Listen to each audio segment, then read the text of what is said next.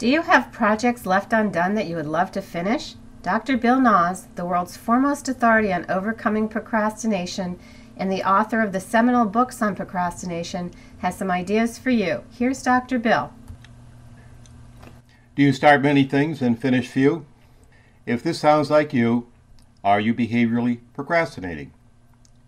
Behavioral procrastination is taking an initiative that benefits you and then quitting prematurely. This is like running a race and then stopping before you reach the finish line. It's the opposite of deadline procrastination, where you start late and rush to finish.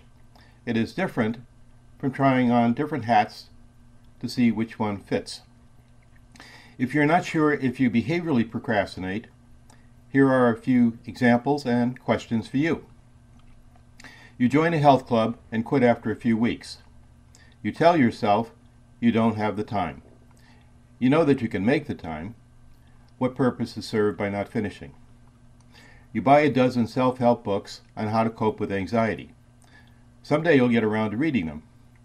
You know that you can find time to read a chapter a day. How do you stop yourself from going further? You write a plan for a great new business. That is as far as you go. What can you do to take an extra step? If this sounds like something you might do, we'll start by looking at where behavioral procrastination begins. Then we'll explore how your initiative may compete with your usual routine. Next, we'll look at how you may get in the way of your own progress. Finally, I'll share a 3-step technique for following through. So, where does behavioral procrastination begin? Behavioral procrastination can happen at almost any stage of a project.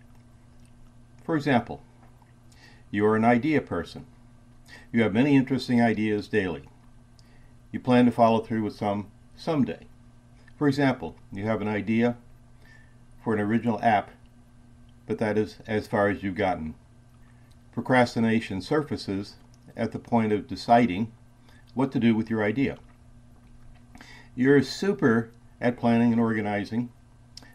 For example, you have a unique business in mind that you would like to start.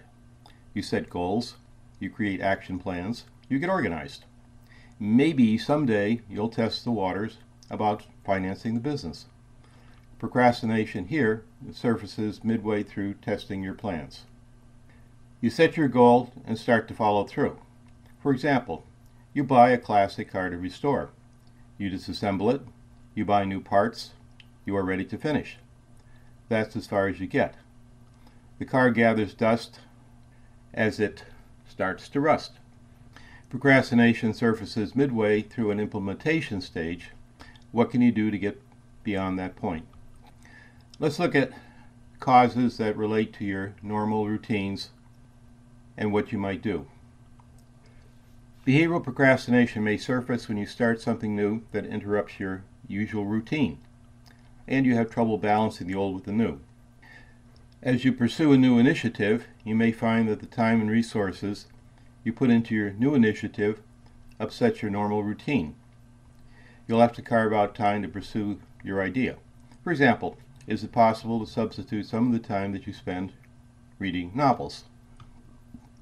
Even small changes in your daily routine can throw you off.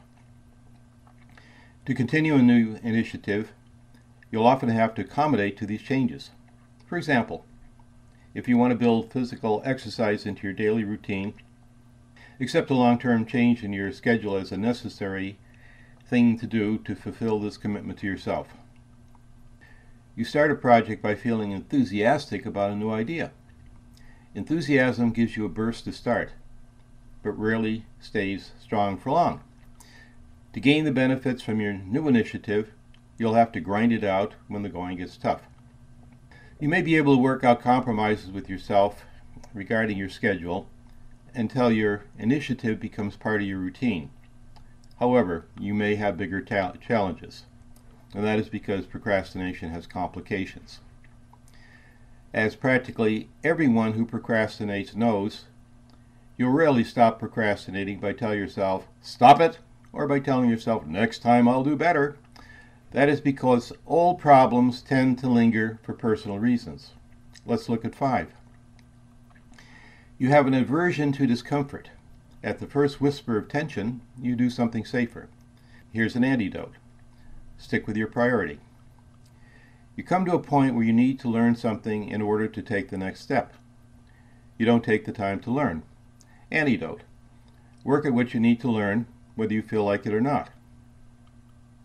You magnify short-term inconveniences and lose sight of the long-term benefits. Here's an antidote. Think beyond the moment by focusing on what you want to accomplish. You stop prematurely to avoid a possible failure. Here's an antidote. Stretch to see what you can do. You act as if you believed that you don't deserve success. Here's an antidote. Live with success for a while. Once you've experienced a success that followed your initiative, see if you want to give it up. Procrastination is normally complex, which means that more than one thing is going on. For example, a change in your routine, along with self-doubts, layers a problem onto a problem. You now have a complex form of procrastination to deal with, and dealing with the underlying conditions can help. However, you can lessen these same underlying conditions by directly combating procrastination. Here's a 3-step program for that purpose. The first is to tune in to what is happening just before you stop prematurely. When you feel like stopping, do you promise yourself that you'll start again later, and then you don't? If so, this promise is like a hypnotic drug. You'll feel lulled with hope while your project stays dormant. Your first step is to work through this hypnotic effect. Use the flip technique. This is where you do the opposite of what you do when you procrastinate. Start the project now, or restart it now, or kickstart it now, and you won't have to deal with this delay later. Maybe a different one, but not this one. The following 2 techniques can help in terms of the flip technique. Here's the second. Imagine yourself crossing a bridge between where you are and want to be. You've reached a point where procrastination seems appealing. To help break this cycle, talk to yourself in the language of change. Here you give yourself concrete, step-by-step instructions on how to persist. For example, you want to get back to working at your favorite gym. Working out, actually.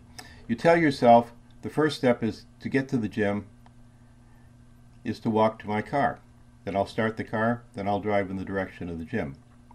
This is a verbal rehearsal phase to change, and although it seems simplistic, it can really make a difference in a positive way. The third step is to follow your verbal rehearsal. Take real-time steps and use the same language to talk yourself through the paces. For example, as you walk towards your car, you tell yourself, I'm walking towards my car. The 3 steps compete with behavioral procrastination avoidance talk, such as I'll get back to this later. Persistence pays is an old adage. However, persistence comes with a price.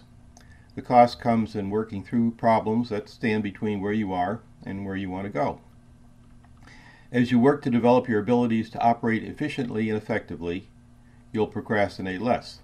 However, a problem with avoiding work takes time and work to correct.